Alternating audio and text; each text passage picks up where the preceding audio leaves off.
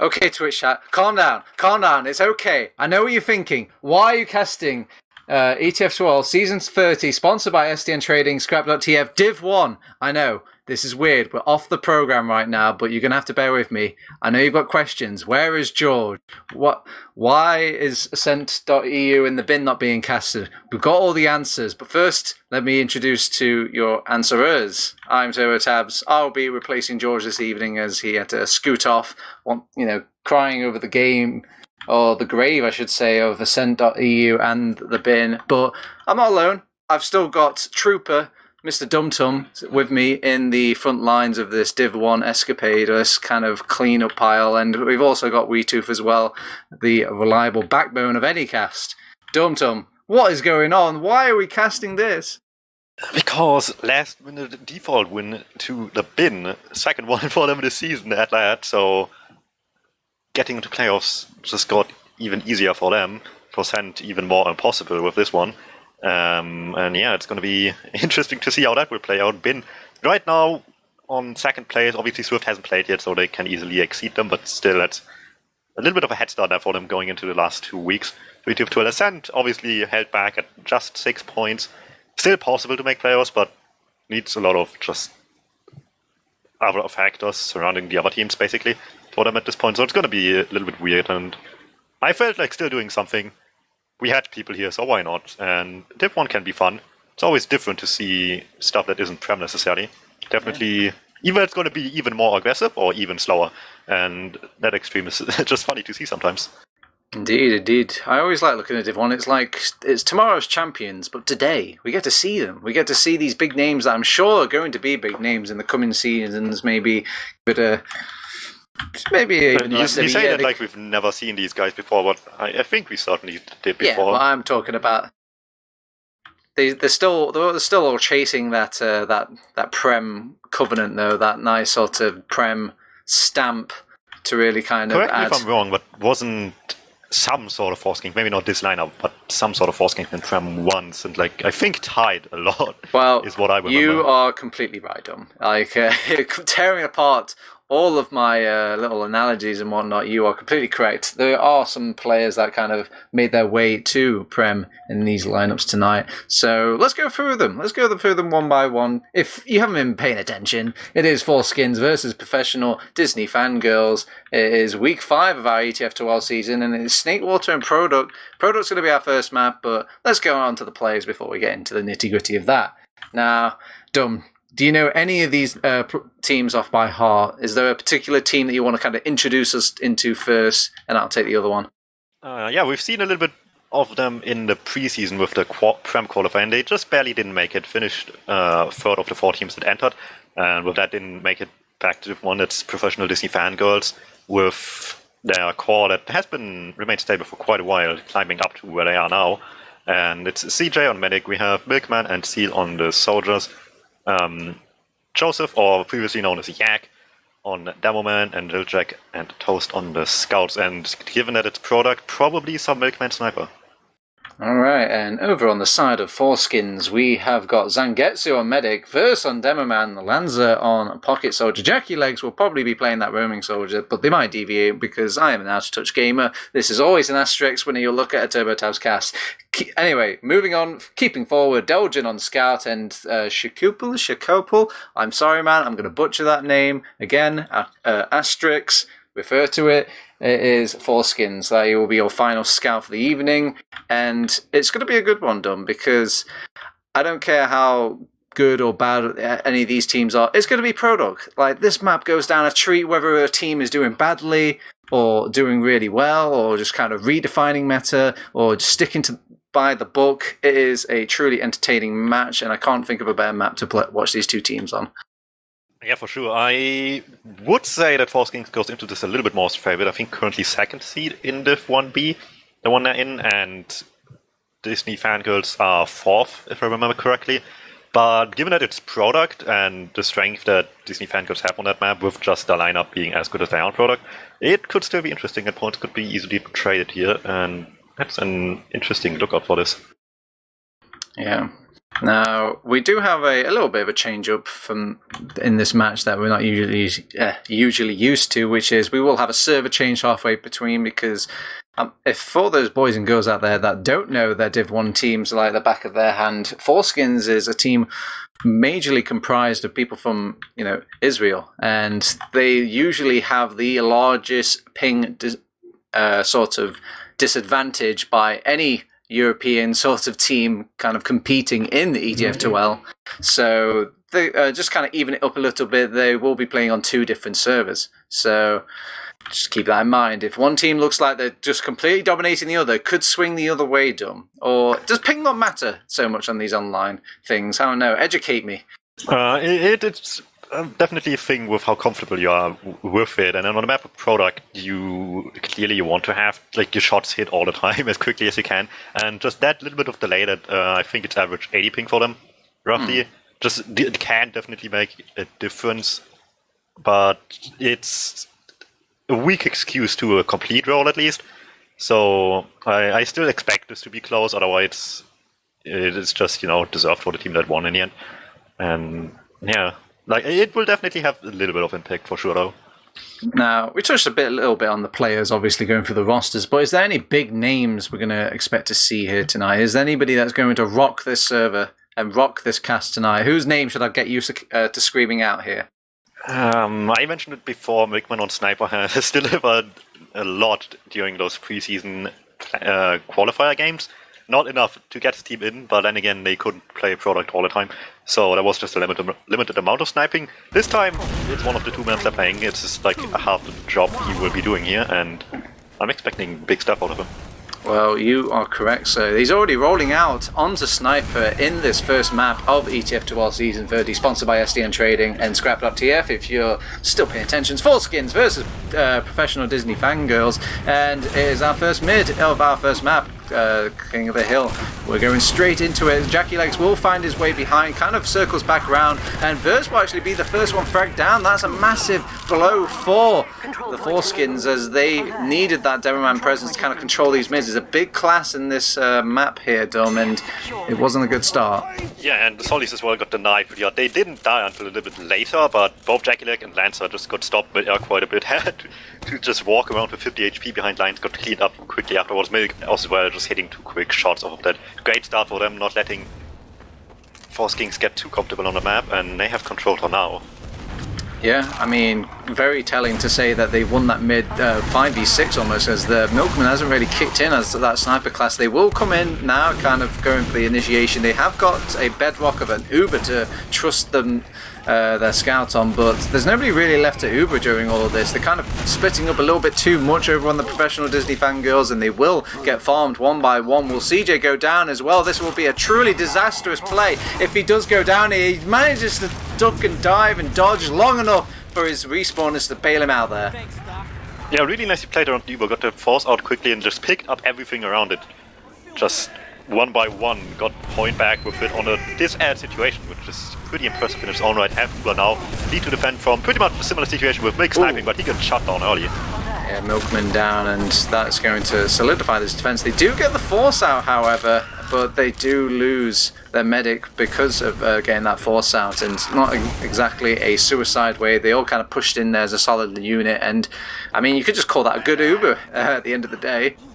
Yeah, or just a failed attempt at forcing Uber and getting out safely, which is not too uncommon, but obviously CJ didn't survive, so doesn't really get them much anywhere, except for the part that the Uber is out of the equation, so they can fight this non-Uber if they want to, and they're certainly trying, just trying to bust open the point, trading some kills for now.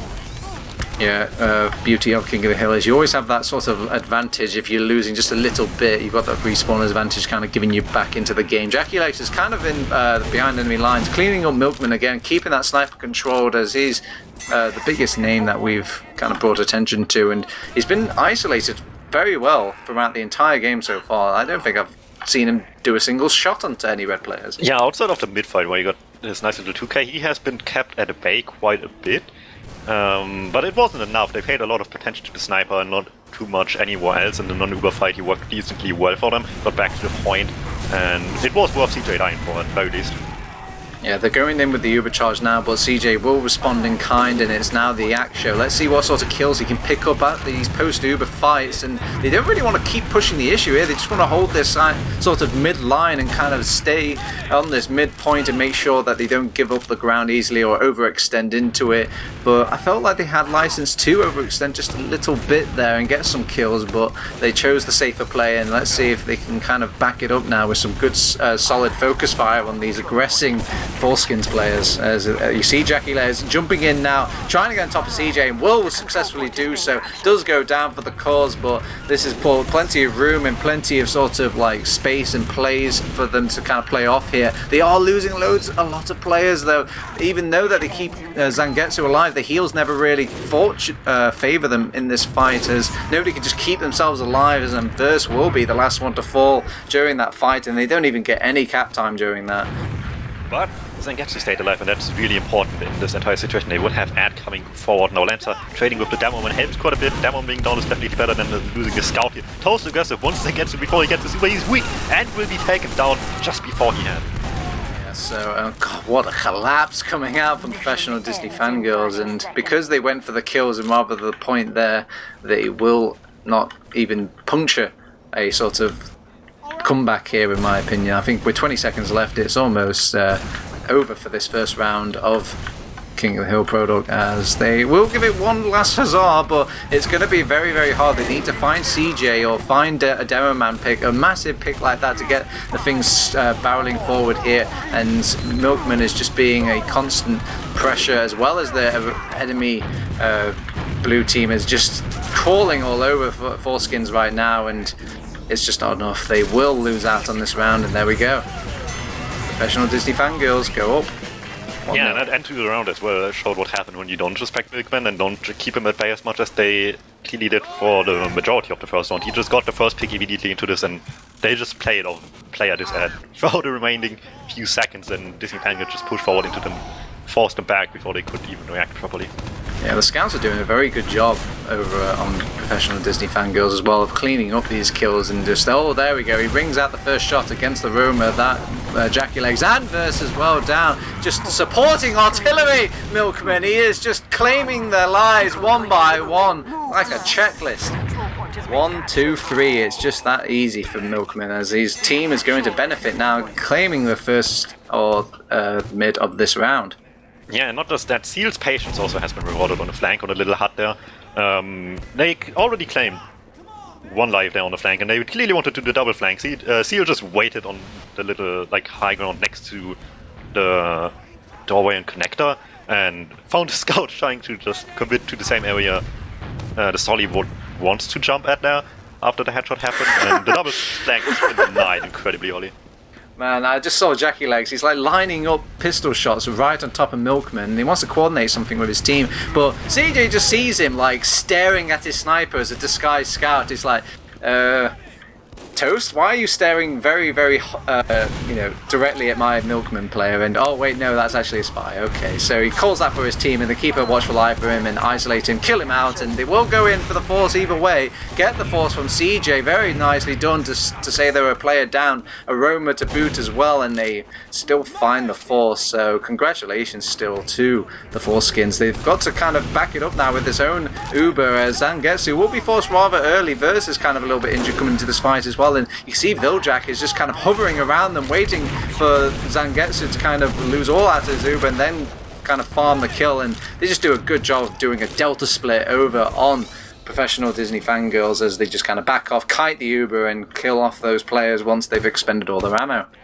Yeah, and Viljack staying there was great. They either would have just wasted time killing him or trying to chase as much as they can, and he would be there like he was. So it was a lose-lose situation with where he was positioned. Really well done. Puts them back in the great position here, but keeper with the sniper takes down the DuMmTm, and really early, not in a situation they can try and keep going with the sniper down on the other side now, and it will be even easier. Alright, sure, you have earned yourself a TurboTabs cam, my friend. You've done really well opening this mid with 2 picks on the sniper, and look at all the advantages playing in the way of Foreskings now. That numbers advantage is enough for Verse to get the double kill onto the enemy team and kind of send them back, and they've also got the Uber advantage, well, the Uber charge advantage, if they can just build it up now from that final 70%. But without DuMmTm, they are lacking at least some firepower to protect themselves. So Disney tries to come out. The scouts die so early. Double keep by the Sollies incredibly quickly. That's so satisfying. I think Jackie Legs was only expected to get one scout there, but they both entered the same doorway at the same time. He goes for the massive wraparound because there's no one really controlling the flank. Does send CJ back to the resupply, but he does a very good job of surfing it away from Jackie Legs' aggression there. Maybe if the rockets were just a little bit crisper from the Legs man, he would have maybe got that medic kill, but CJ makes it an impossibility. So they will be forced off at holding close to this left-hand door now, and Zangetsu is trying the best to pick up the pieces with this Uber with what they've got left. They will not overextend, however, into the core of professional Disney Fangirls and just instead back off, rebuild, and just hope that the sort of ground advantage is enough to repel this upcoming Uber from the Disney people girls. actually worked so hard to prevent the force from happening. They got 2 kills while they were still forward, but it just wasn't enough anymore. People just came through the hole, and they still are on this advantage push here. Yep, Jackie Legs doing a good job of kind of ducking away from that flank aggression, but just bait his scout player down, as they will lose Zangetsu as well over in that cliffside corner. So with that player down, they just have to play heals over on the Disney Fangirls now, and that's what they're doing. Everyone's getting a buff. Scouts, demo men, soldiers, you name it. They are just sitting back and making sure that they keep their medic advantage and just kind of force the fight, or at least force the sort of pressure out from Foreskings here. Jackie Legs is the first one into the fight and the first one to get a frag, gets a kill right on top of CJ as well. That couldn't have gone any better even if he tried, as the now just ransacking the point, and Toast will kind of go for the optimistic play, but 5 players versus 1 scout never ends well for that scout. It is finally a mid back to the Foreskings. And an attempt at a forward hold too, but Lancer dies so early, they just weren't at cliff quickly enough. Sealed will jack team up to get a kill there. Gives them a lot of space and freedom and forces everybody back. Jackie Legs comes forward as well. Bo's kind of stuck there against DuMmTm, but Joseph is missing shots.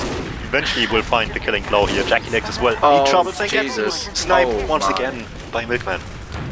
God, it's just one sort of catastrophe after another. I felt like Verse was just screaming so hard I could hear him from my mumble here in the Team Fortress TV headquarters, as Verse was just round the corner, needed an arrow desperately, had a roller to his feet, and still couldn't find the arrow because Zangetsu was trying to get out, and even that little compromise that they made, Zangetsu ended up dying to the sniper anyway. It is just bitter TF2, and it hits hard, as Jackie Legs does get a crossbow this time, and Shull's trying to kind of even out these sniper advantages from DuMmTm, but he's always doing a good job of actually making this as competitive as possible. Zangetsu is getting proactive on this. He'll get a slice out, but won't finish off the kill. And whilst I was blabbering on, there was a sniper v sniper melee match of all things. It's ready, steady, pan, and it is a round on the board for professional Disney Fangirls once again, Dom. Once they got Keeper in a position to do stuff, he popped off quite a bit and was able to contest Milkman really well, and they need more of that. It was working much, much better than vanilla lineup for them, and just like that, they're trying it again, and I definitely agree here. Yeah, it's working well. I mean, he's really, to say how much we will praise him, Milkman. Oh god, he even gets the first frag onto the middle. Welcome to the mid, Toast, as he will be laid down, and look at everybody ducking away over on professional Disney. Oh god, Yak is just manning up though.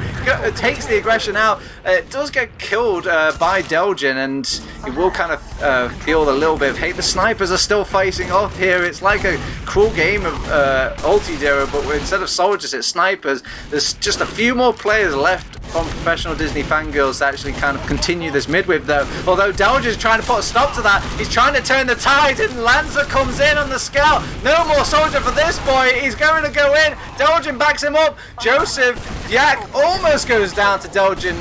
Super Fragger as well will find the kill ending spree on him, and things will settle. The dust will go down, and there we go. It is back the way of Foreskings. They've got a good foothold on this round so far, Dom. Yeah, great performance by Delgin, the scout battles, tearing them apart at the end. Just that bit more than they already were anyway. And with that comfortable hold now for them, with the sniper, Toast gets the first kill on the Lancer. That could help with sending stuff in but they would need to get past the sniper for that first. Yeah, Toasty is just going in, just holding down the W key, seeing what he can make happen, and he's getting some supporting fire from his... Oh, Toast will pick up the first kill. That was a bit of teamwork in from his Milkman buddy, laying down some nice damage in for him. Jackie Legs will rotate back after some sort of flanking shenanigans as he comes back to pocket off his Zangetsu medic, and they've got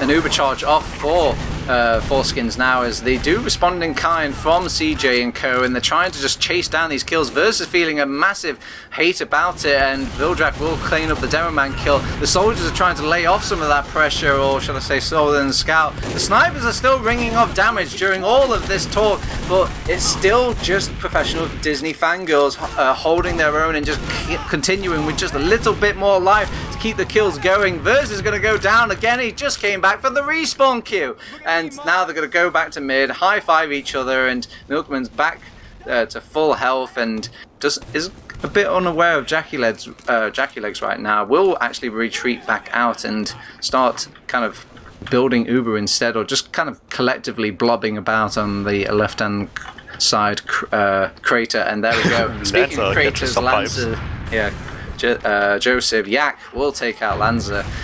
And it's still going here, Dum. I want to break into the analysis of this, but the players are just being so rude right now. They just keep on pressuring in and out, in and out. Who is going to get the best end of this, Dum? I don't know, it's like blow after blow. Every time one of these teams has an opportunity to do just anything, it's just all six in trying to get all six kill on the other side. And so far that's been working decently well with the snipers backing it up for safety reasons. And Milkman hits the first shot here, makes the defense a little bit easier. Yeah, it's Shull versus Milkman though, and so far Shull has been a bit better on the sniper wars. Oh, he almost gets a shot onto Zangetsu here. He's still ringing out these headshots onto all these red players though, keeping them back, and Shull will continue that streak on the sniper v sniper duel and will win out, and he's rewarded with a scout kill. Things are going from bad to worse. They pop off the Uma, just try solidify things. They do drop a scout during this as well, and CJ's forced to try and back out, but he's got so many players floating on top of him. He's got a scout burying a scattergun in his neck, and they will actually turn around the kill onto Seal as well. Yak is just around the corner like, what the hell just happened? That was so well done between the sniper and the flank there. Just the flank just abused the opening so perfectly, both on mid and right now here on the cliff side, just coming in from behind with Jack Legs and just cleaning up what was in front of them. But they're overextending a little bit. Both scouts going down. He is catching first dying as well. Things are getting out of hand for Foreskings rather quickly. Oh my God. There's no running, there's no hiding, there's only sniper fire, there's only damage, and it's body shots, no less. Was that a... What the hell is that? Is that the samurai sword coming out? I haven't seen that weapon in years. Let me just clear my eyes. It's quite nice. You get health back if you kill something, but only like, or you lose health if you just don't hit anything at all and try to switch back. And you can build with it, so like there's lots of upsides to it actually. See, this is the new meta gameplay as I was expecting from Div 1. The true innovators are here. No tried and tested methods happening in this Div. No 7 malarkey here, as they will go in with the double soldier aggression, but get kited and controlled by these scouts of Disney Fangirls quite well. They had to kind of commit this push in because they need to get some time on point. And the overcharge will come out from CJ and co now, and the dogs have been let loose. They're going, they're nibbling at the ankles of Sangetsu now. It's just dodging alive, and with 4 or 5 players to deal with, how can he do it? He's making a good try of it though. He's let 2 HP, will go down to Seal. They throw Jackie Legs at the point and hoping to block it, but it's 3-0 and it's all over, Dom. What a game though. That was quite some fun and quite a performance by both sides, and like we said, they're going to switch servers now to a server that is a little bit better for Foreskings, but I don't think this was too much like a ping issue thing here, as much as just getting too keen every time they had like a good opportunity. They wanted so much more. We saw that a little bit at the end. Just they got the point and they just were chasing in even further into the enemy half. Scouts died so early and Disney Fangirls could go back to the point rather easily off the back of this. And it happened a couple of times where Disney Fangirls respected how much they got out of this given situation a little bit more and just played the time better now. Quick. Dom, before we get these logs up on stream, I want some predictions out of you, some mathematical predictions. Who's going to be like top damage? Who's going to be dying the most? Come on, name some names, Dom. It's easy to say it's one of the snipers, but I'm really not sure. I'm still just gonna say Keeper. I'm just gonna make an easy prediction here.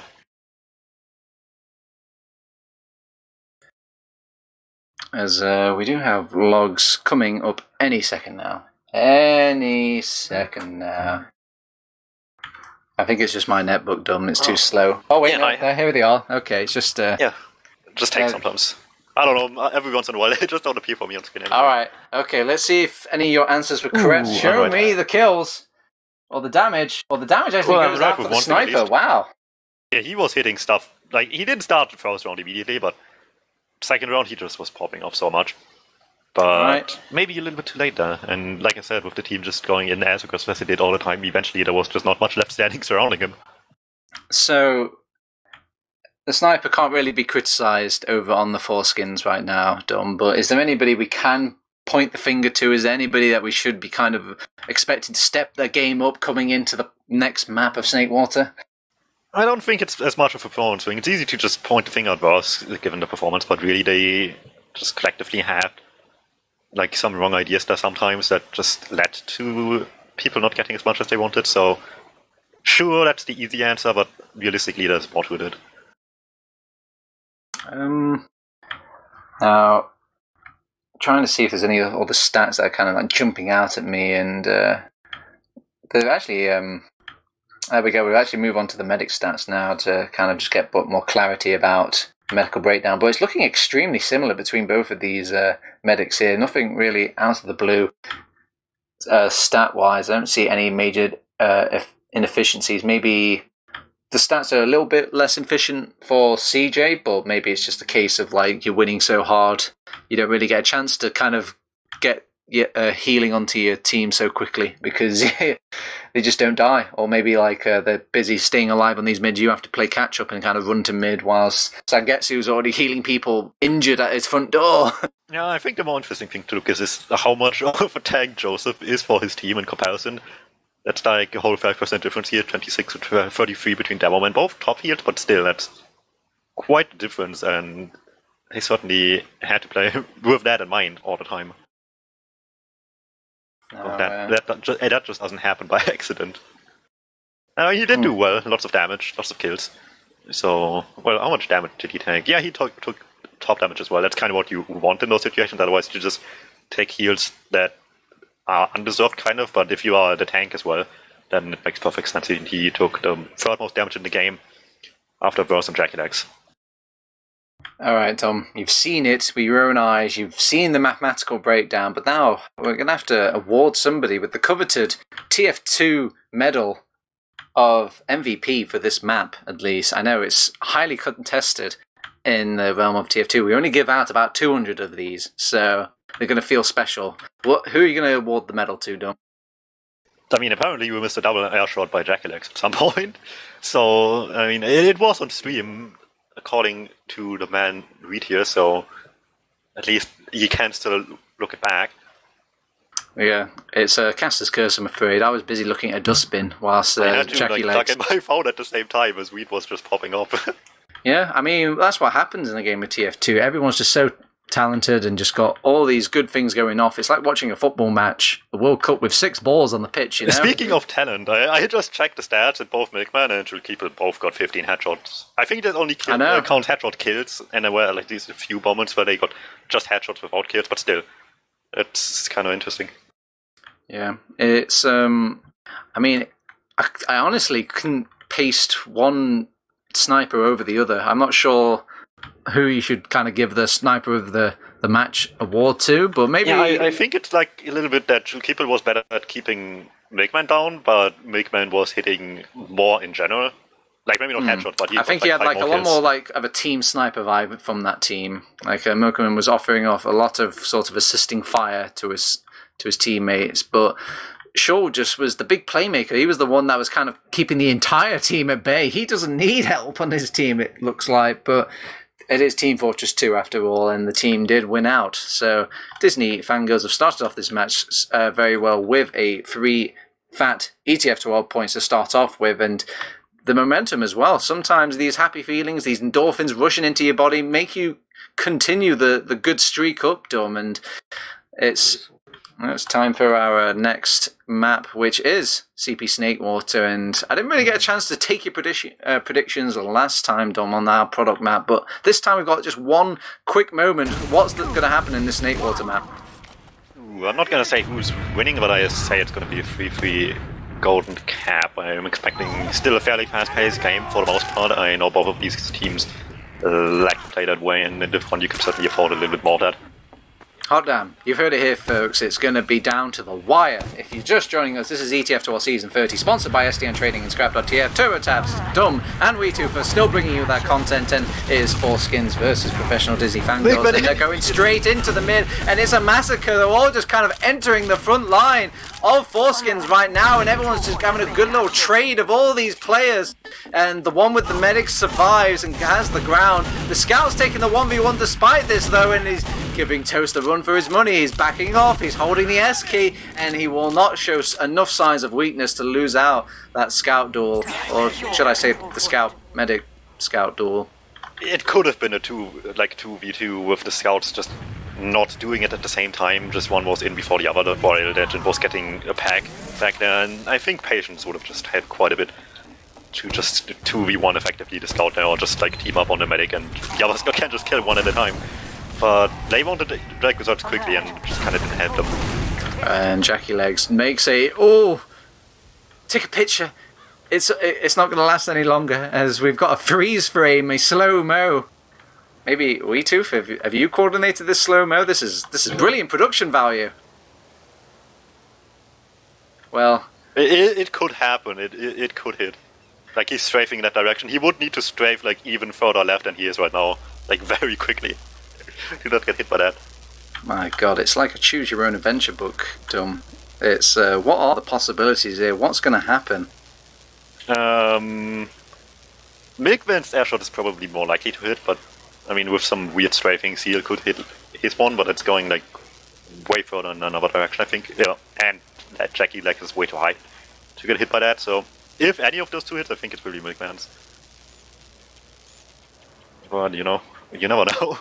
Well, okay, so let's create some scenarios here, and we're gonna, you know what, let's get Twitch chat involved. So, okay, so Twitch chat, I want you to vote A if you think that Jackie Legs is gonna get the kill, the drop onto CJ. Oh wait, we're going straight into it. And if you guess A, the only option, you would be right on the dollar, Twitch chat. Give yourself a clapper if you found that correct answer. I'm just the Oracle, Dome. I make it too easy. The only option is only ever going to be Jackie Legs. Gets the massive drop onto that team, and it is going colossally bad for the Disney Fangirls right now. Yeah, just huge collapse after that from Foreskings. Really well done. But again, they're just getting a little bit too keen here. 2 people died to like the last 2 players up, and right now as well 2 people just walking to a sticky trap, not seeing it coming. And it just slows down all their progress quite a bit. Not enough to keep mid unless they get a really great force here, but still just makes it even easier for CJ and Cole to just keep second at some point. Oh, look how much faith they've got in your dear boy Jackie Legs. They pop off the Uber right in front of them. He's almost kind of telegraphing. It's like, you've got 2 seconds to run, boys. I'm going in with Uber. And Jackie Legs just takes the first sort of jump in, scares out the rest of the Fangirls, and claims the mid as his own. They will have a sort of disadvantage now because of that sort of scary Jackie Legs play, but they're still going with it. An Uber advantage is not an advantage until they get the stinking Uber, so they're making the fights happen either way. Jackie Legs is coming in from behind. CJ's worst nightmare. Milkman will isolate him and control him this time, though, and the backup arrives just a little bit too late. The counter initiation is coming out from both of these soldiers. One scout gets minced. There's a medic to follow as well. Lanza's trying to hold the line as much as he can with spam, but with all these players left, they can start crawling all over this mid here, Dom. And I think that was where the pause happened, just a second before the medic died, basically, or after, I'm not sure. But just about that time, so that's where we have to put that in frame. But no matter what happened, they wanted to play non-Uber-like on product, but this isn't product. The defending team will have a slightly easier time, and they made that known quite a bit. We'll have the Uber for the aggression, you know. And let's hopefully cross our fingers, and CJ will be forced off actually by Jackie Legs, but you know, baby steps. We're making progress here. Like, we just need to be thankful that there isn't a drop and now it's just an Uber. They will hold on to that second point and still have the medic alive for healing close to these doorways as well. Seal will go down trying to make things happen, but this is quite the dead time of TF2 now, where both teams are kind of just trying to make something happen to maybe make a push out here. But with the ad on Foreskings side, they do have an inherent advantage here, but people die so quickly. Just losing the scout for Delton just tries to make things better for his team, but the backup is starting. JackieLegs has to save it, but his team is now stuck in a much worse fight with just 2 down at the moment. God, it just seems like everyone's in different wavelengths here. Some people are pushing in, some people are backing off. Is anything going to change? They actually pop off the Uber now. I guess that's what they're scared of. They don't want to kind of throw all of their players into this one little defending basket, as the Uber could have popped up at any moment. They kite that well. They sacrifice Milkman for that, and they lose Seal to Delgin, but they will manage to just inch out this second point now. But I should imagine they will be easily capped back by the Fangirls. Oh, the pipe, no pipe! Oh my god, are you kidding me? What the hell? I didn't even have my camera on that. JackieLegs comes in now, gets a double kill, and the scouts should start cleaning this up now. Shaw's going to get the kill onto that scout, and it's a demo man versus scout. Oh, the pipe! Okay, maybe it will not go the usual scout way. Sangetsu gets himself into the action as well, getting some crossbow snipes across the map, and they will get back this second, whether Disney Fangirls like it or not. The fact that they got the med kill as early as they did though was important, because otherwise they would have just had to commit over the entire second point in order to try and get it, and probably die on the way, and wouldn't be able to get any kills after that anymore. So that early kill is so important. Alright, things have calmed down a bit now. Both teams have actually got a regular sort of even Stevens scenario going on. Maybe there's like 5% here or there, but no team should really push off of this percentage when it comes to this close. I want to remind you, it is 0-0 right now. We've seen a lot of back and forth in this game, and it feels like a few rounds have passed, but really both of these teams are still looking for that first round on the board, that kind of cushion to kind of lay down the foundations for their ETF2L win. Yeah, it's like we never left product, just fighting back and forth, but there's a little bit more space to gain every time, or lose, depending on how it's going. And right now, the first real stalemate we have, which will test a whole other set of skills for this team, which is successfully breaking this without getting yourself in a situation where you just get immediately pushed back. So you need to do something safe, and we haven't seen too much of that from either of the teams, so I'd be interested to see like how good they are at these situations. Now, remind me again, Dum, it feels like an eternity since I've watched a stalemate happen in this game, so I don't know all the gentlemanly codes or the rules. Who should be pushing here and who should be defending? What is the sort of usual TF2 way that happens after this sort of scenario? Well, usually you'd expect one on the back foot to make more moves, which, given that no rounds are being traded, would be technically Foreskings, but realistically they don't have much of a reason to right now either, so it just really depends on like either who has more or less patience, depending on how you look at it. Nobody wants to check, or nobody wants to go for any off-classes quite yet, so I'd expect some sort of either like weird push attempt or sags coming out soon. And JackieLegs wants to contest Wigman there on window, but just barely gets out there. Yeah, it's a cute little play. Whilst people were kind of forcing things from the grass side, JackieLegs goes for the jump onto window. You know, definitely knowing that somebody's going to be hanging around that door, and sometimes the surprise factor is enough to kind of get that first good clean rocket to start off the fight, but it doesn't quite enter or end that way, as it will actually be Toast kind of feeding the life into JackieLegs now, and this is going to be fuel for JackieLegs' fire. He's going to start trying to look for a way in and see if he can get another pick on top of the pick he's already gotten. Yeah, but he just makes him known really early on, and I mean it's hard not to. Coming from the choke area there, or whatever you want to call it, they just saw him coming from miles away, just kind of look his way, and he just like really can't do anything without taking like a solid 100 even walking up there in order to jump, and then there's still scouts around to just do the rest. So it's weird, but both sides off task, and both with a spy. However, Toast was on sniper for a little bit in spawn, and given that you can check on the spy immediately what potential off-class there's on the other side, they might still think there's a sniper on Disney Fangirls. Yeah, but JackieLegs thinks he's playing in a pub server right now. He's got a regular invisibility watch, so he has to kind of just play. Oh, come on, JackieLegs. They're better than this. They're not going to think a scout coming from red territory is going to attack, is going to do anything there, as they will kind of enter this fight now, kind of 6v5, or it should be more like 5v5. There's still a spy in the back lines here. CJ will pop off his Uber, but he's down one slice of toast as he's coming in behind, and he wants to take the fight against Zangetsu, who actually pistols him down. Has that been the clutch play that Disney Fangirls have been hoping for? The scouts are making good wind of it. It's up to Jackie Legs to kind of start repairing the pieces of this sort of defense here. Shoals are the only one left alive to kind of fight off against the Demoman, and the scout will go down eventually in the second point. And somebody got an achievement. Isn't the Stakeout achievement? I'm not 100% sure which it is, but that's interesting to say the least. But no matter how you look at it, I think Foreskings knew about the spy coming into this push, and that's why he popped early. They didn't want to take any chances, but they couldn't keep track of him, obviously, in a fight while he's invisible. So he still caught them by surprise the second time around, and works out perfectly fine. Well, for the most part, besides the fact that like 5 people died or something on Disney Fangirls.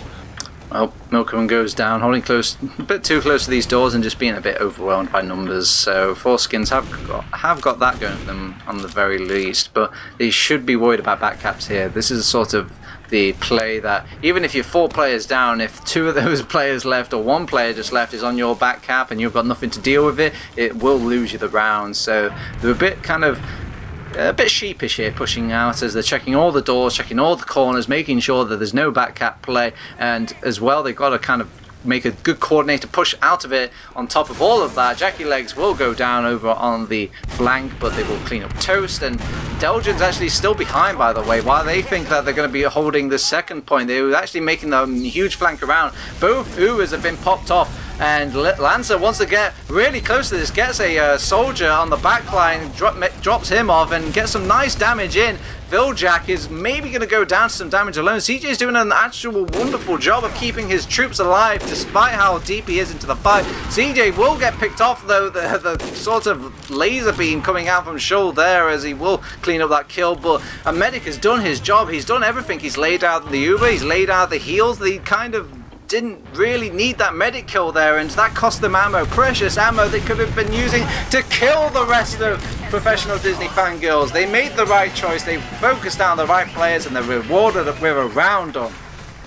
Yeah, Foreskings had a really nice start to this push out attempt and everything, and they did a good job of just getting them back. Nice jump by Lancer as well to just force like even better positioning out of the other team there, but it all took too long and the spawns were coming in that just outnumbered them eventually after these 2 early traded out kills on the flank.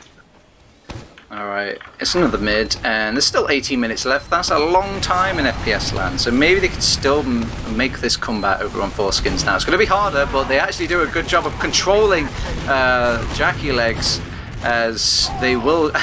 oh, actually, I've confused my teams. It's the other way around. Actually, they had a horrible start going into their little comeback there. Jackie Legs was isolated, bought some room for his team, however, and they're just kind of trading players. The position is a bit better for the Foreskins right now, but the advantages are just wearing a little bit thin as they kind of hold the W key slowly and surely, trying to call their way. Oh man, Vildrack just came around the corner and took a double pipe to the face. Seal will get the kill onto Zangetsu, and maybe if they can kind of create a lead with this Uber charge, they can think about pushing into mid again, but they really want to... chasing all the way as well. Yeah, and they will back off and actually control, isolate him and get him killed. They're actually greedily going for second point. I don't like this play coming out from Shoal here. He will get cleaned up by the blob of Disney as they go down. They've got an Uber charge in their back pocket, so they're looking to make this push happen over on mid right now, but they probably have some pan cooked up over on Foreskins to get this force out onto CJ, and there we go. It follows just as swiftly as I announce it. CJ will get forced off, and they will get the mid, however, because of this, as they are a player down and haven't quite got the Uber charge ready over on Foreskins themselves. But they do have the advantage, and that's all they're banking on. When they're dying so early, just going in aggressive when he really didn't need to, and that just kind of makes it easier before they even get their own Uber here. Foreskings already on the move up. Toast with the wraparound though, nobody checked for kitchen. So Toast not only gets the kill onto the medic, he's actually starting to backcap the enemy team as well. Brings back 3 players over on Foreskings, and that just leaves Shull on his own and Jackie Legs over on the midpoint to kind of try and deal with the 5 blob of Disney Fangirls. Too much for them. They will go down, and they've got a player advantage now. But they haven't noticed Lanza. Lanza comes around the corner. Milkman is holding close to his medic though, and disconnects for a moment. Actually gets the slice! Or the pick, I should say, literally on the Milkman there. And it's a stylish play, but in the grand scheme of things, CJ keeps himself alive, and it was worth the trade just to keep his Uber intact. Well, it's still better than dying for nothing, I assume, but in the end, the bigger picture still favors professional Disney Fangirls. So with the Uber, mild defense coming out, Sentry is being built level 2 sniper up as well, but on Uber people not doing too much about those. Yeah, they go in with the Uber onto top of Yak. They've got the double scout pressure onto point, and they don't even get any frags to win this round. 2-0 on the board as they just get those scouts on there, capping ×4, and Yak just kind of peppers it with some stickies just to make sure as well. It will be that cushion round for professional Disney Fangirls. It's looking quite dominant so far, Dom. Yeah, on these mid-fights I've seen like such good focus fire coming out of Foreskings, but they just aren't able to actually kill anything with it. Everybody just barely stays alive, and they just need to finish off it on that damage. Yeah, it feels like Yak is like a good job of just kind of punishing the blob up player. They will throw in both soldiers. They're trying to control top, it looks like, and wow, nice little collapse actually, focusing down all the aggressive players from the Disney Fangirls now in the laid chase to this CJ medic, and it's Viljack versus the world, it feels like, and he's just trying to kind of sheepdog his medic all the way back to last, keep him safe, and he will stay alive and have the Uber intact. But when you lose the mid and the second point, and maybe CJ to boot, this is disastrous for them. This is just what they needed, and they actually just get, I guess, really angry over on professional Disney Fangirls with CJ no longer leashing them back. They just go aggressive, find the kills, and that's what you have to do, boys and girls, when your medic goes down. Just go for the aggressive play. If you're lucky, you'll get the medic. If you're really lucky, you'll get all the kills to follow as well. And Zangetsu's even going to go down in a similar CJ fashion. It is poetic here on the TFTV 1 stream as Lanza's joined the fight, and he will exit the fight as well. Milkman will make do of that, and everyone's a bit of disarray. There's more players over on professional Fangirls right now. They're waiting for their medic as like good little boys, and they will now make the push into second. Yeah, just really nice chasing coming out of both teams, but again, it just came off the back of just going really deep from Foreskings, much like on Product, and Disney Fangirls able to reply once again, losing some players on the way to second though. Flank still active, Jack Legs and Delgin still causing some trouble. First, second down, Jack Legs as well. Delgin finds himself again in a fight with the scout on heels. Not that great to win that Milkman as well. Everybody just comes back into second though. Should people as well on sniper. Oh, wow. Okay. I didn't expect it. Dum didn't expect it. Wiethoofd sort of expected it, but he had cheats, let's be fair. So it was the backcap from Yak. The Joseph sort of, you know, cheeky play, as I kind of lost wind of him on that map. I just assumed he went back to the flank, but no, he went aggressive, Dum, and Foreskins didn't expect it either. It's 3-0 now, and it's looking quite convincing. Yeah, really strong stuff coming out of Disney Fangirls, just abusing these mistakes really nicely. Much more so than on Product, I would say, even though that was also fairly their game.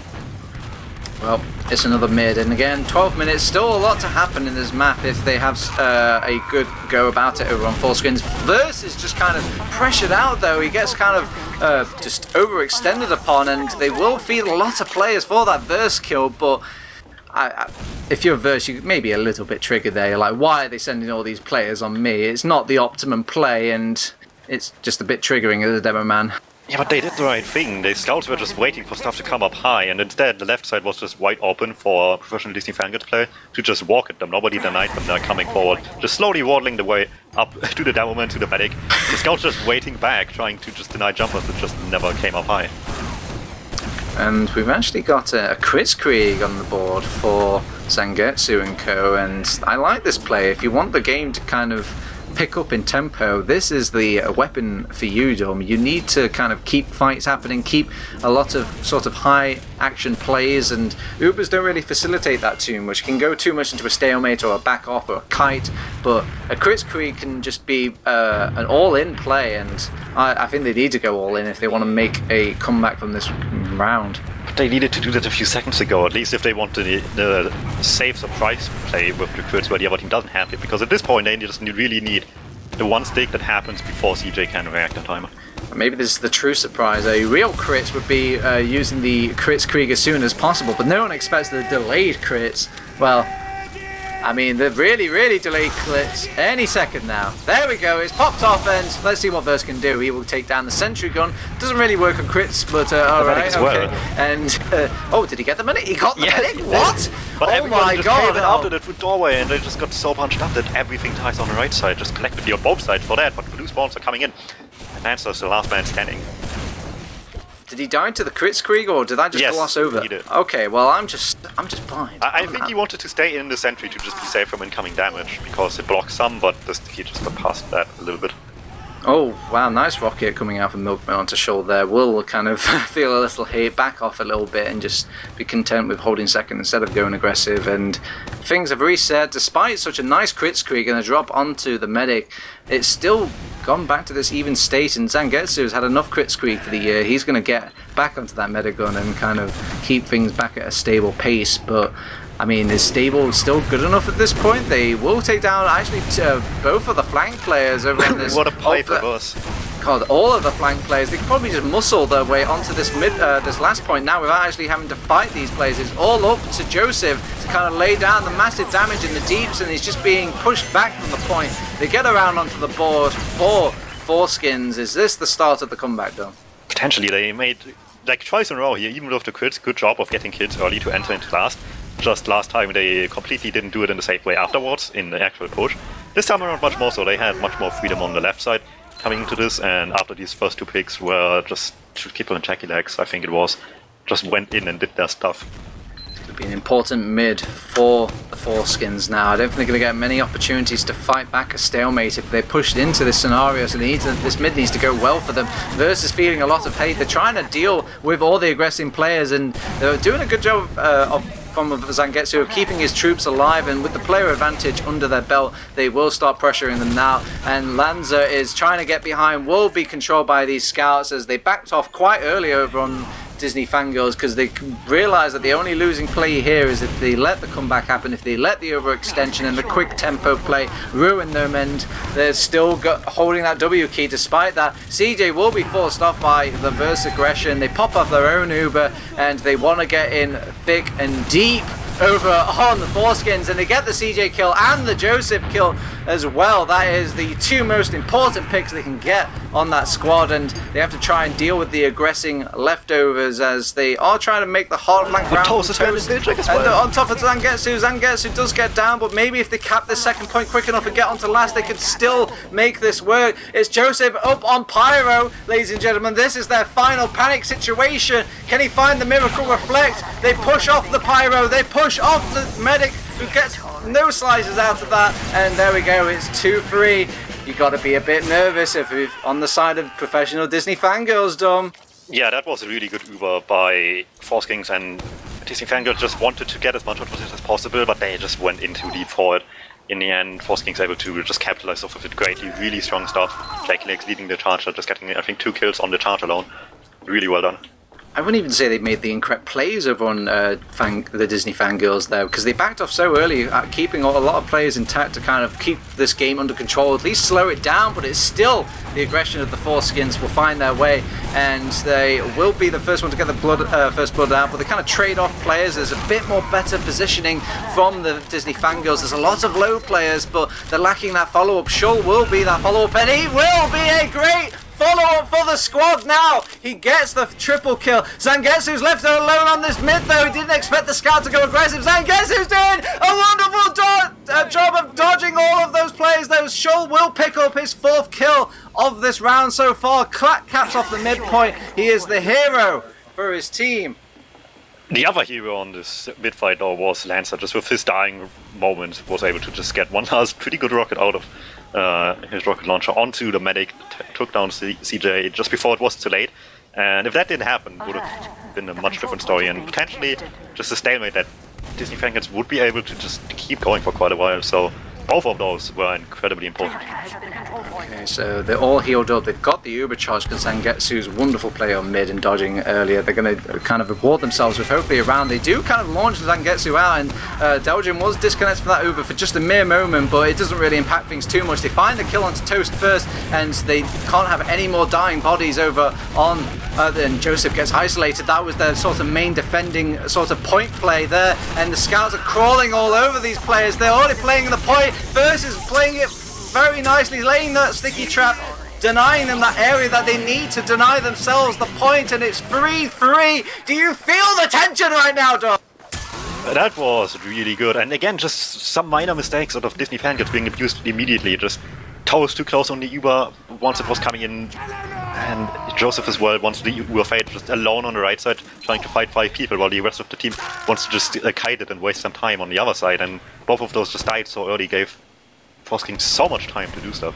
6 minutes left on this clock. It can still be a victory for any one of these two teams, but the momentum is in Foreskings right now. The adrenaline is probably kind of flowing for one of these squads, and they get the kill onto Yak. That is going to be a good kill for the Foreskings here. They can just play off their own demo man here if he just lays out enough damage and kind of plays around what sort of initial damage he can find, as the scouts will actually find the kills without versus help. And Vildrak actually makes a turnaround to kill onto an overextended Shull, but they just trust that the demo man is going to win this mid nonetheless, and they will back off over on the Fangirls, just kind of lick their wounds and just be content that CJ is alive for this one.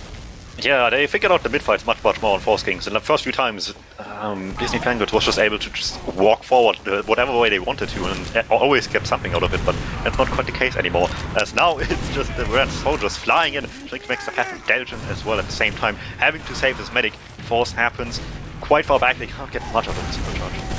Yeah, Zangetsu does get forced off rather early, and CJ milks it for all it's worth, not really pressured out by any of these players. They try to instead flank around and get some kills on the flank. They do find Toast, but they don't find the other sort of flankman mate, as Vildrak will keep himself alive, reconnect with that Uber and kind of keep this second point under control.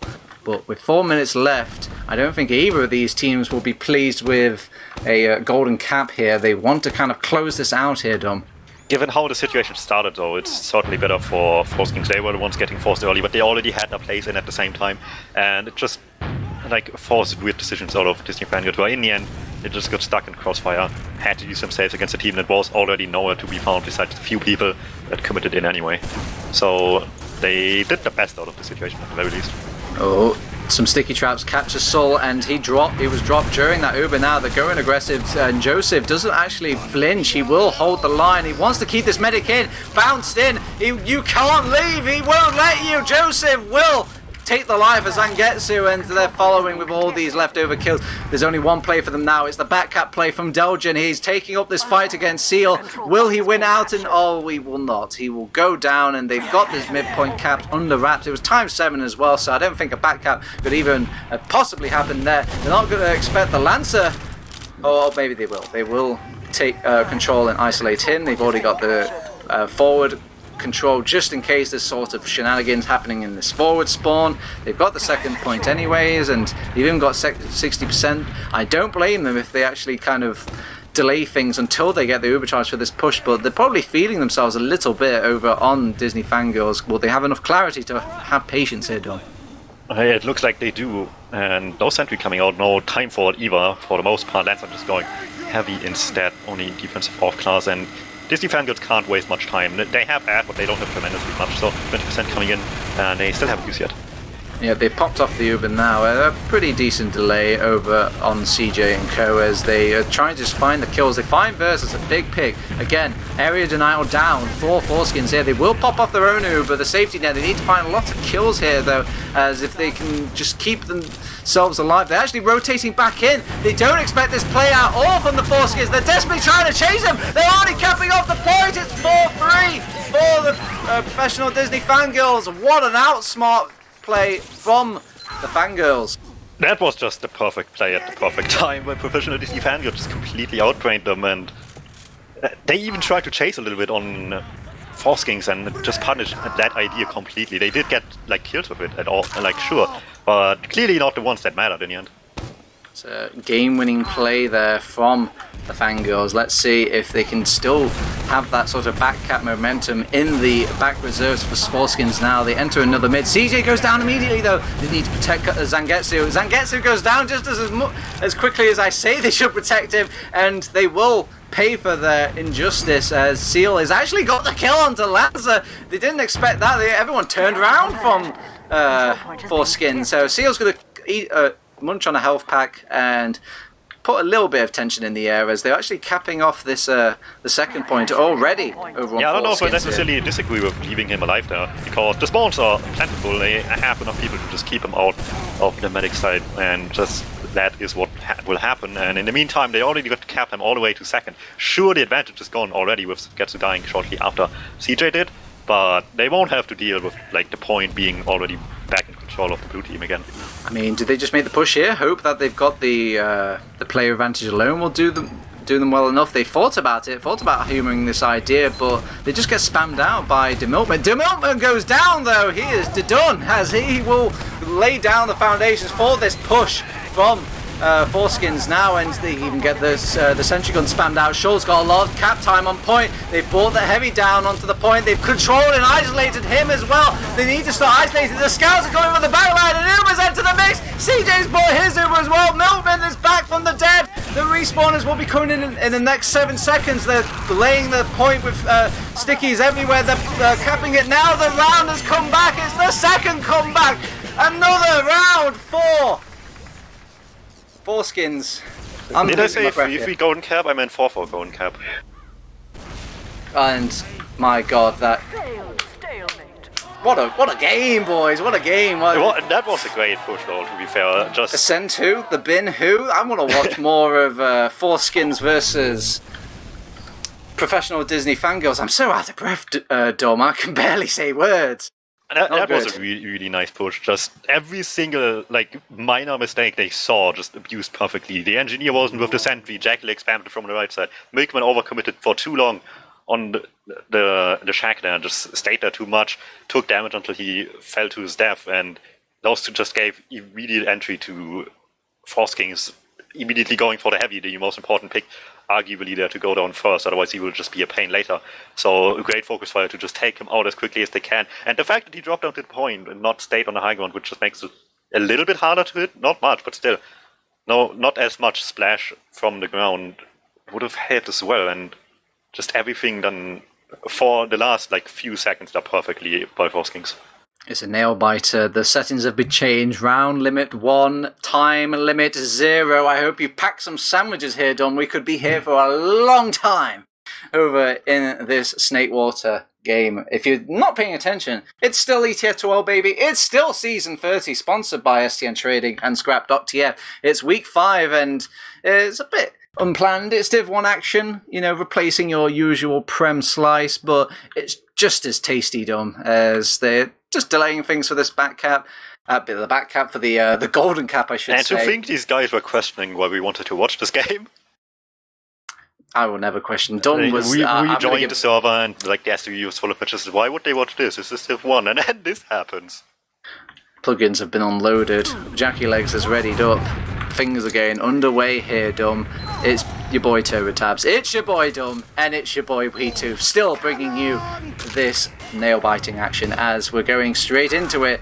And the mids have been strong for Foreskins so far. Let's see if a bit of tactical intervention, some break time has done justice for the professional Disney Fangirls. Bit of a lag there, but it doesn't hurt anybody as we're kicking off. Let's go in, as the first person in is actually Seal, and he will get cleaned up rather quickly. The aggression comes out from the professional Disney Fangirls, believe it or not, but they're actually controlled much better. Oh no, 1 down, 2 down, 3 down, 4 down, 6 down for the Fangirls, as with Jackie Legs and Shull being the only casualties from that mid, Zangetsu will have a nice Uber advantage. They've already got Verse poking at that last point, humouring the idea of a forward hold, but will back off and realise he's under golden cap rules right now, and he needs to take things just a little bit more seriously as he will hold back with his team, guarantee this Ubercharge advantage, and oh boy, Dome. Great mid by Zangetsu as well, just one good solve into 10 different dodges in a row, just dodging everything I think Joseph was throwing. at him, just dodge every single pipe, every single sticky, and stayed alive for this crucial golden cap. And once more, the longer this game goes, the better these mids have been gotten for Foreskings. One more time into the deep as they go in. They start off with an early kill onto Jackie Legs, but they lose CJ and a lot of players. It's only Yak to survive on this midpoint. They got this last point under wraps, under control, and the point as well. 1-0. It was over in the flash of a pan. Yeah, Dormez. It will be the Foreskins 2 points? 2 points. 2 ETF2L points for those boys. What a game. Like, that was so much fun to watch. I am glad we made the decision to watch this in the end and didn't just call it a day after the Prem game didn't happen.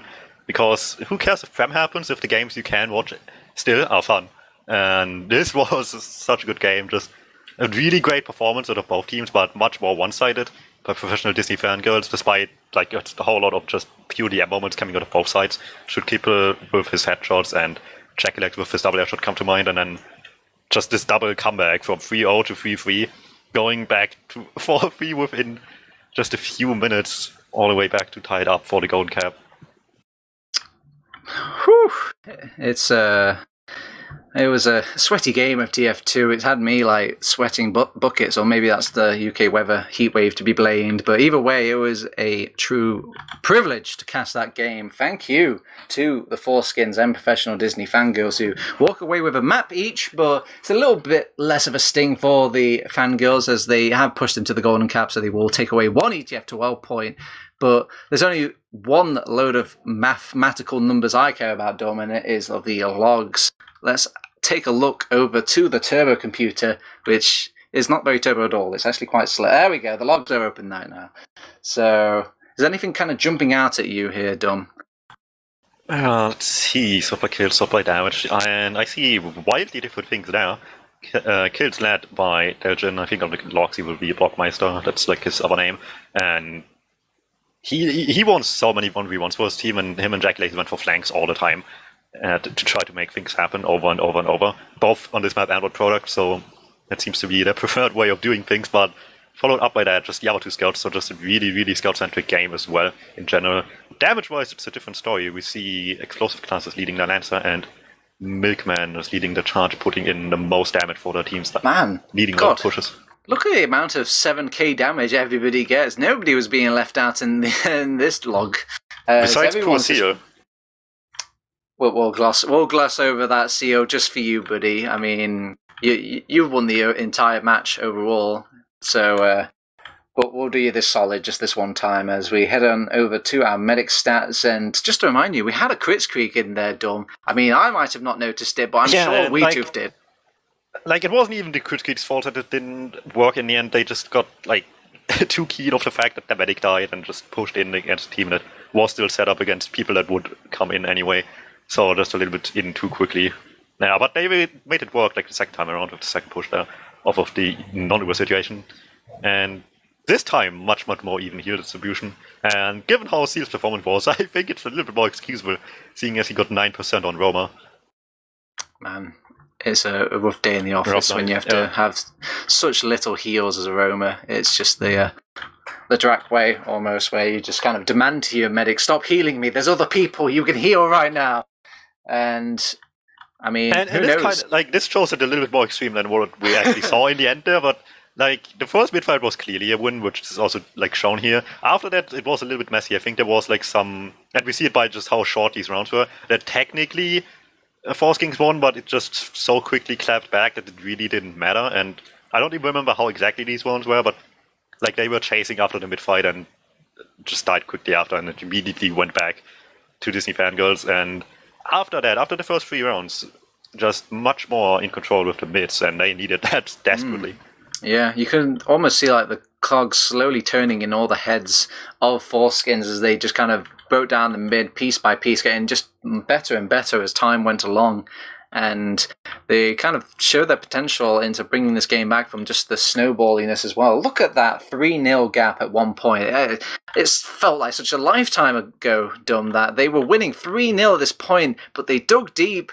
They didn't let the morale take them down, at least not too much, over on Foreskings, and they made the comeback happen, Dum. It's got to feel like a brilliant victory, even if you haven't won the overall ETF2L victory. It's got to feel good. Yeah, and with that, let's just have a quick look at the Golden Caps. Not always much to say about these, but just interesting to see who did what necessarily. Better on long ones, but, why not? And we'll see Verse pulling out a great performance.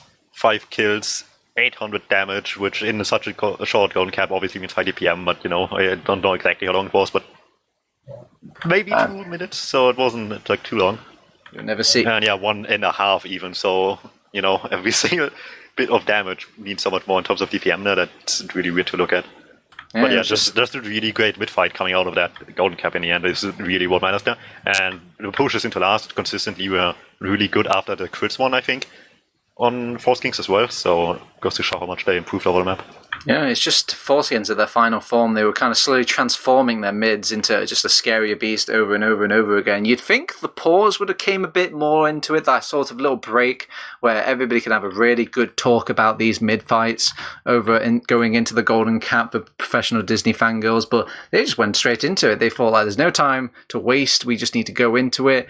No, don't want to break it down too much, and maybe a longer pause or a bit more time or just a bit more chatter about these mids going into the Golden Cap would have done them some benefit. But there's no point kind of knocking on the past here, Dum, as we've got the actual gamers here themselves. They can justify their actions and maybe some of their words as well tonight, as we are joined in from CJ from the Professional Disney Fangirls and Jackie Legs. I haven't seen you in a long time, boy. Yo, what's up? All right. You guys complained that we're wasting our time watching this game, and then this happens. Who complained? I just saw in the chat earlier. Nothing much. All right. Okay. Let's break it down one by one. So we'll start off with CJ. Hello, CJ. Welcome to the channel. And I'm not sure whether to say congratulations or commiserations or just sad days, happy days. How are you guys feeling after a match like that? I mean, you did win the match overall, but what does that Snakewater game feel like? Yeah, I mean, it feels kind of like we lost points there. There was a moment, I think it was 10 minutes to go, where we were map up and then we're 3-0 up and we just kind of beef it.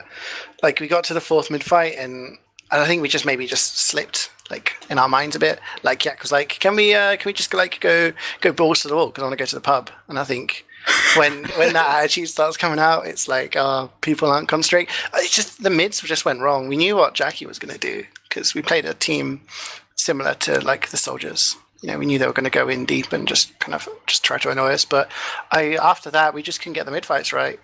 And I think after we went to 3-3, we kind of slapped ourselves awake and just said, look, let's sort it out. Let's play properly now. And then obviously going 4-3 up, we thought, okay, great.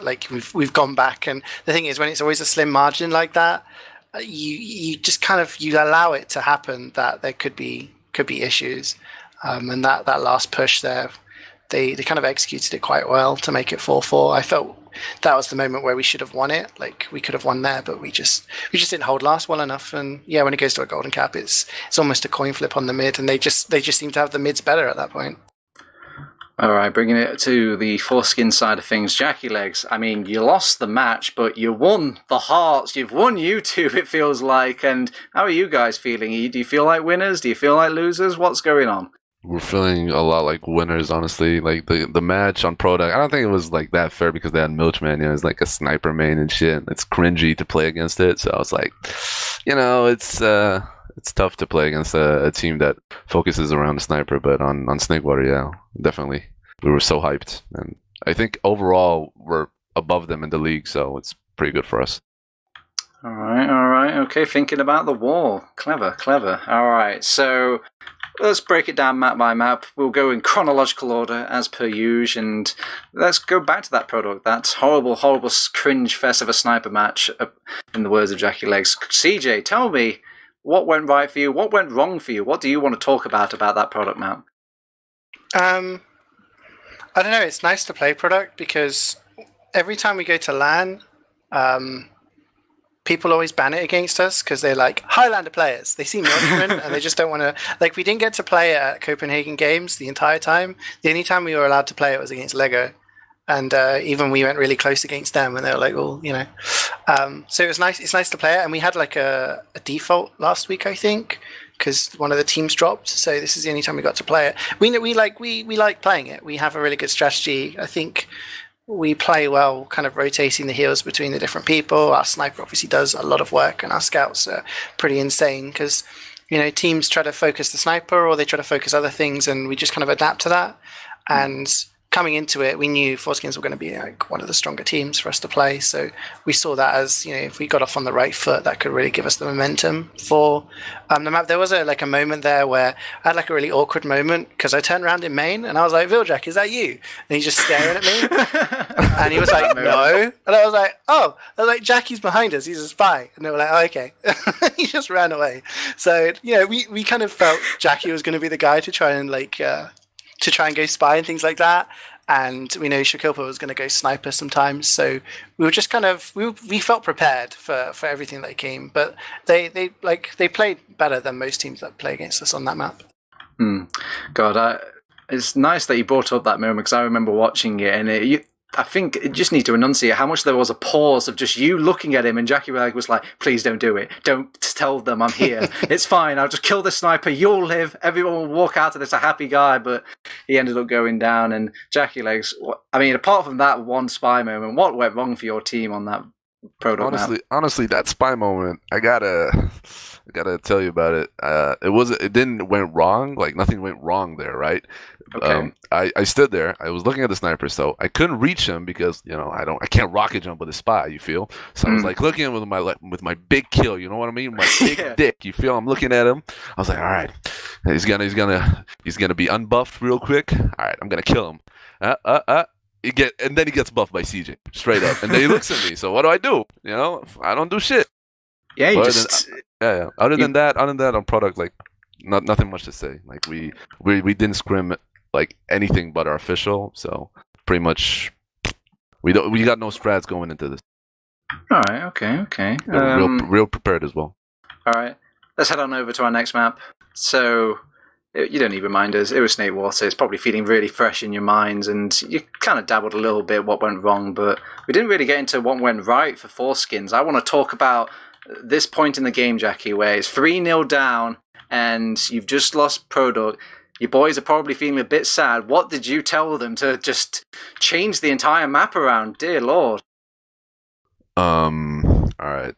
What I told them, like, once we lost the third round on rollout, I was like, you know what? Let's just run into them. Let's just bash into them. Just go. Don't give them any more respect, because we like respecting them and like holding on stalemates instead of dry pushing as well. So I just told them, yeah, I'm gonna be super aggressive. Just let me make the space, and then you push in, and then we just did it. I don't know. It's kind of a magic trick, you feel?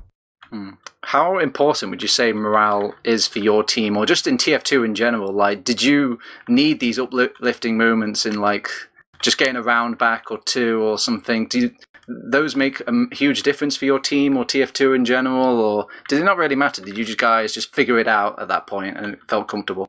100%. Momentum is everything. Momentum is key in TF2 in general, yeah. But in our team in general, we don't really care much about like morale, because we're all really focused. You know, we're focused on playing. We're not thinking, oh, we're losing and it's 10 minutes left. I saw that it's 10 minutes left, yeah, but I didn't pay much notice to it because I know we can bring it back. 9 minutes is a lot of time to bring back 3 rounds. It's nothing, you know. And we just played and went round by round and made it. Pretty much, like.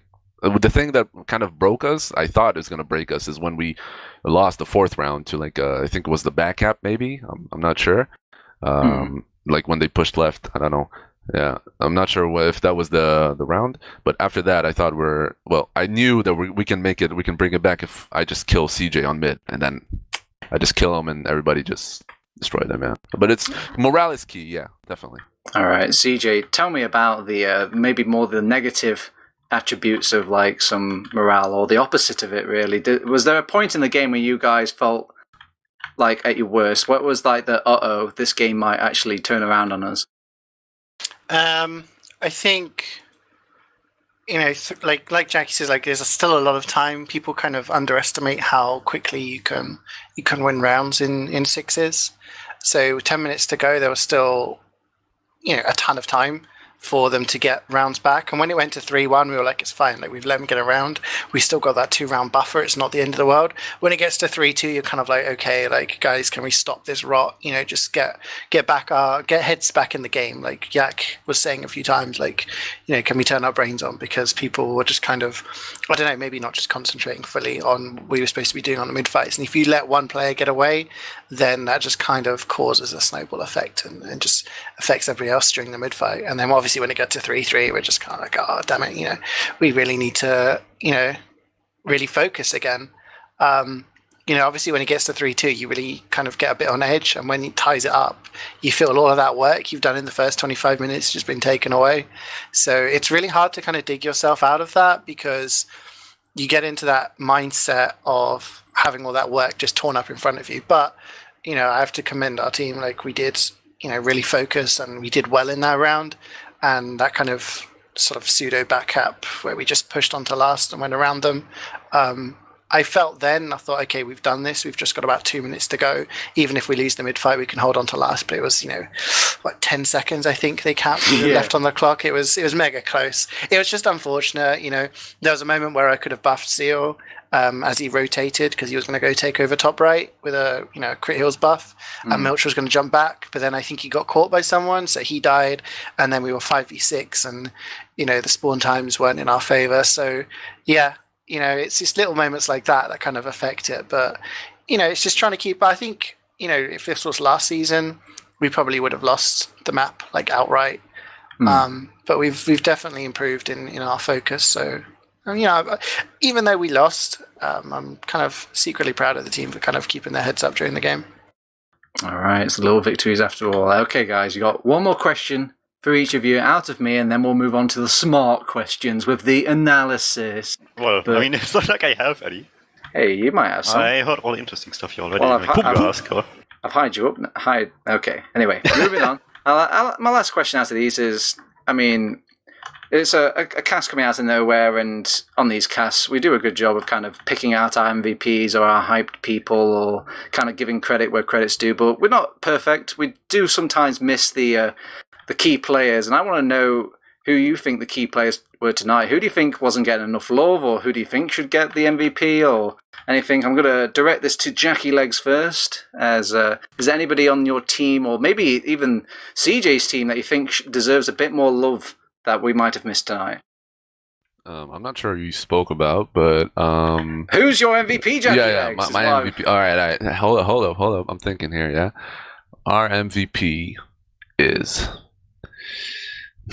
Okay. So for my team, I'd say probably on both maps, Shokapol played amazing, but on Snakewater, Blockmeister kind of carried us. So I guess him on Snakewater, so Blockmeister overall, yeah, because we won.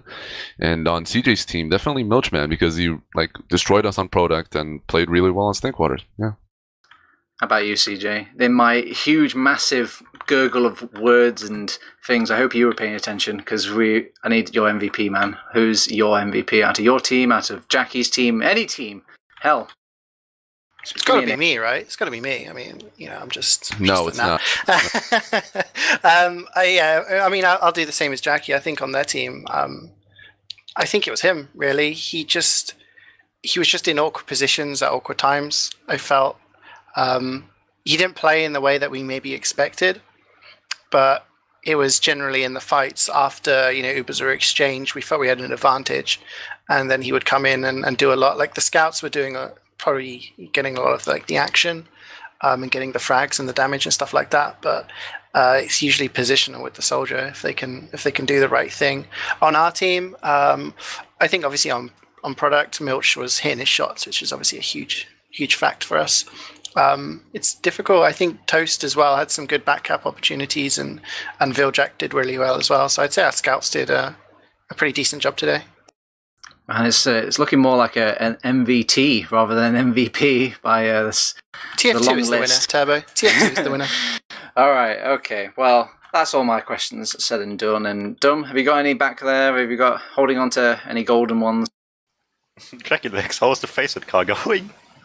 Oh my god, dude. Yo. You know what? Like, I'm gonna spill the beans here, yeah? Oh, man. Blockmeister has been wishing for you to cast him for, like, I don't know, like, the entire season. Every time he asks me, hey, are we getting casted tonight? What about DuMmTm? You know, fucking, we got a meme on you, right? So we're glad that we got the chance that you casted us, you know? We're real happy that you're here. And the Faceit car is gone. It's not getting there. That's it. Oh, Yeah, he spent all the points on the Definitely. TFTV cast. Oh, no.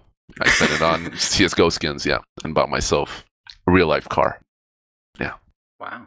No, All not right. really. Not really. Okay, so, boys... What a Bing. great question, DuMmTm, really. Nice. Really relevant. Nice. yes, indeed. Just asking what the people wanted. But, alright, you guys get a shout-out. You can shout out to as many Faceit cars or websites or any sort of magical MacGuffin points as you'd like to talk about, and we'll go in alphabetical order, and that will start off with CJ. So, CJ, is there anybody you want to shout out to? Have you got a Faceit car you want to maybe promote a bit? Is that a Faceit car? Like, am I missing out on something? No, shout outs. I just shout out to my team. I've been really pleased how we've been, obviously not getting all the 6-0s throughout the season, but I think there's been huge improvement over the past few months. So I'm really pleased with the effort everyone's been putting in. Thanks to you guys for casting us at last minute. It's nice to get covered, I suppose. And shout out to Foreskings for being nice guys. I know they were talking about playing on different servers and stuff, but they weren't rude people like some people are when it comes to servers. So it's really nice playing against them, and it obviously is a really sick game. So yeah. All right, Jackie Legs, the world's yours. Okay, I want to shout out my team. Oh, I want to shout out CJ definitely for being such a nice guy. And overall, that's it. I guess you. I think you might have cut off in places, but I'll take it. I think that's all right. Okay. Dum, have you got any final words before we start to close out here? Shoutouts to just the team I'm roster for, Duck Boys. Okay. Sweet. All right. So that has been our ETF2L Season 30 powered, or sponsored, I should say, but probably just as much powered by STN Trading and Scrap.tf. This has been our Week 5 coverage of Div 1. Sorry you couldn't see Ascent.eu, but the bin.